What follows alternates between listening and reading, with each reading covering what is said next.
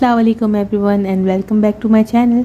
तो जो आज की वीडियो है इसके लिए इस टॉपिक के लिए मैंने इंस्टाग्राम पे पोलिंग की थी और ज़्यादातर लोगों का जो ओपिनियन था वो ये था कि आज की जो वीडियो है वो होनी चाहिए how to mix resin and hardener together. मैंने पिछली वीडियो पे भी प्रॉमिस किया था कि मैं इस पर बनाऊंगी वीडियो, क्योंकि काफ़ी लोग मुझसे इसके बारे में जो है इंक्वायर कर रहे होते हैं कि किस तरीके का रेशो हो और फार्मूला समझने में थोड़ी सी प्रॉब्लम हो रही है। मैं बहुत इजी तरीका है ये, इट्स नथिंग वेरी और डिफ़िकल्ट यू कैन से। और बेसिकली दो तरीके होते हैं, एक तो होता है वॉल्यूम बेस्ड और एक होता है वेट बेस्ड। तो मैं जो काम करती हूँ, इफ़ यू आस्क मी, तो मैं वॉल्यूम से नहीं, मैं वेट करके प्रॉपरली लेती हूँ। मैं वेइंग स्केल यूज़ करती हूँ to measure my resin and hardener. तो बहुत ही आसान तरीका है। अच्छा, तो देखिए हमारे पास डिफरेंट फॉर्मेशन के, डिफरेंट केमिकल बेस के और डिफरेंट मेक के इपॉक्सी रेज़न के सोल्यूशन आते हैं। तो ज़्यादातर जो हैं जिनमें मिक्सिंग होती है हमारे इन पाकिस्तान, इफ़ यू सी, तो ज़्यादातर हमारे पास जो रेशो होता है वो 2:1 का रेशो होता है, मतलब 2 part of resin and 1 part of hardener. This is resin, 2 part of resin and 1 part of hardener. ठीक है, कुछ मेक होते हैं, कुछ कंपनीज होती है जो कि 1:1 का रेशो रखते हैं, मतलब half and half, 1 part of resin and 1 part of hardener।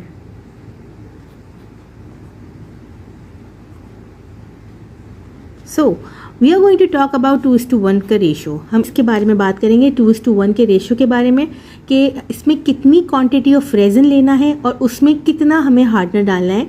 If you are using weighing scale, मैं वॉल्यूम की बात अगेन नहीं कर रही, वॉल्यूम से भी होता है बट मैं वेइंग स्केल से बात कर रही हूँ।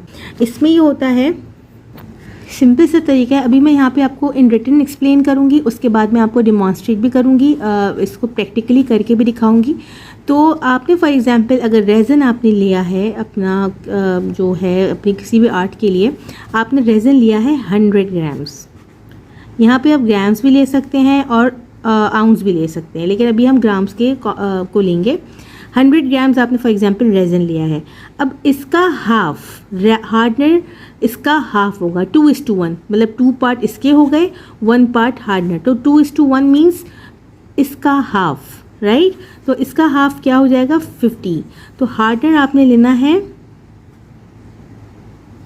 50 ग्राम्स। ओके, तो आपने 100 ग्राम्स रेज़न में हाफ उसका लिया 50 ग्राम्स। अब जब आप 100 और 50 को ऐड करेंगे तो आपके पास आ जाएगा 150, which is going to be the total amount of epoxy resin, जो कि रेज़न और हार्डनर का मिक्सचर होगा। तो इतना होना चाहिए, सही। ये तो चलो सिंपल सा मैंने 100 ग्राम्स एंड 50 ग्राम्स ले लिया था। अगर मैं कोई कॉम्प्लिकेटेड से लूँ, अब फॉर एग्जांपल अगर मैं यहाँ पर रेज़न लेती हूँ, मैंने यहाँ पर रेज़न लिया है तकरीबन, अब यहाँ पे फॉर एग्जांपल मैं रेज़न लेती हूँ 286, ठीक है। ये मेरे रेज़न की क्वांटिटी है 286 ग्राम्स। तो इसका हार्डनर क्या होगा, हार्डनर बेसिकली होगा 286 डिवाइडेड बाय 2, 143।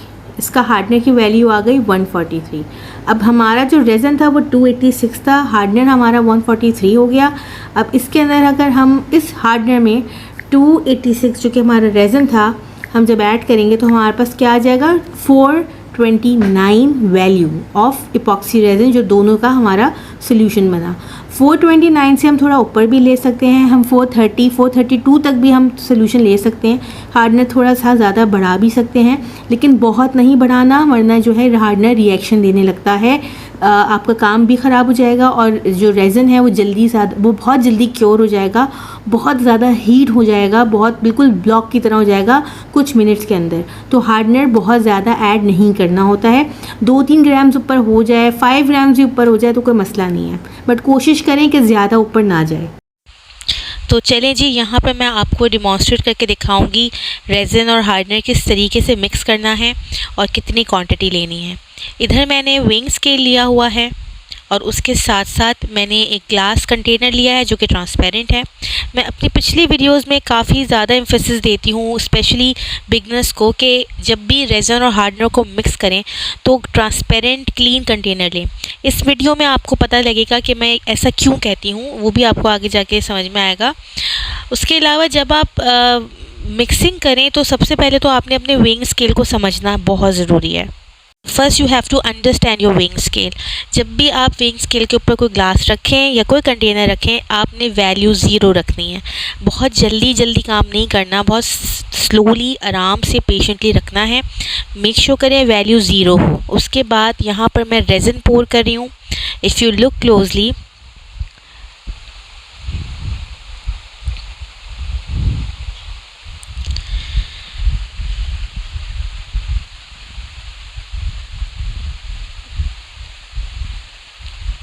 मैं आराम से रेज़न पोर कर रही हूँ ताकि सही वैल्यू आए। अब ये एक वैल्यू आ रही है 79 ग्राम्स, ठीक है। जो यूनिट है वो ग्राम्स है, आउंस नहीं है। और ये एक स्पेसिफिक वैल्यू नहीं हो गई है, इसको मैं मेक श्योर करूँगी 2 से 3 बार, इसको मैं चेक करूँगी। पहले मैंने कंटेनर हटाया, वैल्यू ज़ीरो हो गई, ठीक है।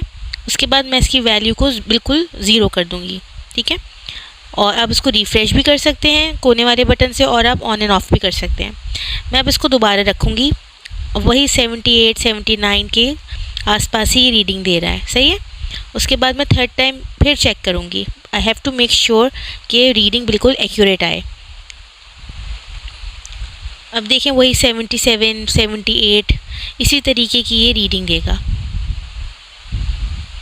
तो अब मैं एक राउंड अप वैल्यू ले लूँगी। जो राउंड अप वैल्यू होगी वो होगी 80 ग्राम्स, ठीक है। तो 79 80 ग्राम्स मतलब इसी के आसपास लूँगी। तो मैं एक राउंड अप करके 80 ग्राम्स रेज़न हम इसको ले लेंगे।